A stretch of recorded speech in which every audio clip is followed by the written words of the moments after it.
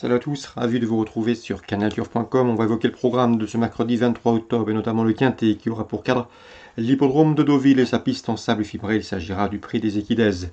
Mon pronostic pour cette course sera le suivant. En tête, le 6 Zanzibar, un cheval qui est en forme, qui compte également des références dans les quintets. 3 places pour lui en 5 événements courus.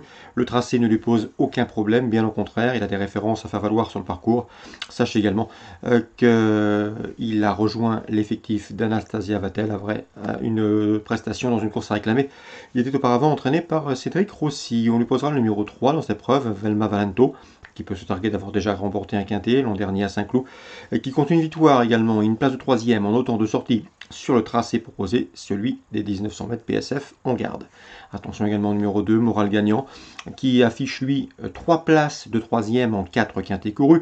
Sachez également qu'il vient de s'imposer dans un handicap bordelais, preuve de sa bonne forme, bien que remonté au poids, il mérite crédit. Je retiendrai également en bon rang le 8 Vetroff, qui reste certes sur 2 échecs, mais qui retrouve le tracé sur lequel il s'est classé troisième d'un quintet cet été, devançant notamment ce jour-là Zanzibar. Le 9 Squamish, toujours un gambe à l'âge de 9 ans, c'est un cheval toujours présenté à bon escient. 24 podiums pour lui en 37 courses courues. Sachez qu'il n'a jamais terminé plus loin que 4e en 6 courses sur le sable. D'ailleurs, il compte déjà 2 victoires sur le sable, 3 victoires sur les pistes en sable.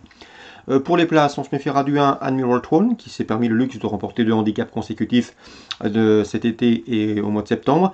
L'un sur ce tracé, l'autre dans un quintet cantilien, bien que remonté au poids et malgré des conditions de pondérales moins favorables, une place est dans ses cordes. Je me méfie également au numéro 5 Majora, qui s'est imposée cet été sur ce tracé. Elle n'a plus les mêmes conditions pondérales, elle effectue une rentrée, mais une place peut lui revenir, tout comme le 15 Hair to Throne, qui a des références sur le sable. D'ailleurs, ces 2 dernières victoires ont été obtenues sur des pistes en sable. On s'en méfiera pour les amateurs d'outsiders valables. Résumé chiffré, 6, 3, 2, 8, 9, As, 5, 15.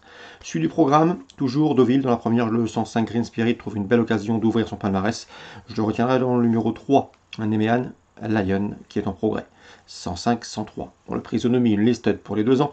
J'aime beaucoup le 402 Tamani, présenté par Woody Amagas. Ce cheval vient de se classer 4e du prix de Condé, un groupe 3 ici. Il semble affronter des adversaires à sa portée, même s'il convient de lui poser le 403 Qu'est-il. Une seule course au compteur pour lui, une victoire intéressante, puisque ce jour-là, Qu'est-il devançait Océan Atlantique qui depuis a gagné en terrain lourd et ce très facilement, donc la ligne est bonne. Attention à ce 403 pour contrer le Britannique, le 402 Tamani. Concernant la 6e, le 601 Garabil me semble en mesure de bien faire. Cette pouliche de 3 ans présentée par François Rowe compte déjà 2 victoires en 3 courses courues. Les pistes assouplies ne vont pas la perturber, mais vont donc lui accorder du crédit. Et pour une cote plus intéressante, attention 815 Poulfos qui a remporté ce handicap l'an dernier, c'était à pareille époque. Ce jour-là, le cheval étant en 31, il est désormais en 28, donc il est mieux placé que l'an dernier. Sachez également qu'il a des références très intéressantes et de nombreuses références sur les pistes en sable fibré. Donc dès lors, lui qui vient de se classer 3e sur ce tracé doit pouvoir, à mon avis, faire aussi bien et pourquoi pas remporter ce handicap comme l'an dernier. Celui 115 Poulfos, sauteur intéressant. On résume tout ça pour Deauville, 105, 103, 402, 403, 601, 815. Concernant Strasbourg, Réunion 2, en première, j'aime beaucoup le 101 Zorocas, qui, lors de ses 2 dernières sorties, a signé une victoire et une place de 2e à ce niveau, celui des réclamés. 2e notamment en terrain très souple à Compiègne. Attention à lui, le 101 Zorocas. Philippe Chemin est bien armé avec le 203 Rappeur des Mottes. Le lot est à sa portée. Dans ce cross, le cheval devra en tirer profit. Le 402, c'est Kaiser Perle, pour le jeu 3 ans, qui reste sur une série de podiums et de places d'honneur. Le terrain souple lui convient. L'aile voit un autre de ce genre. Et à mon avis, sa chance était prépondérante. Ce 402 vise une première victoire pour l'entraînement de Valdemar Xt. Philippe Chemin également bien représenté avec le 501 Enzo des Engrais.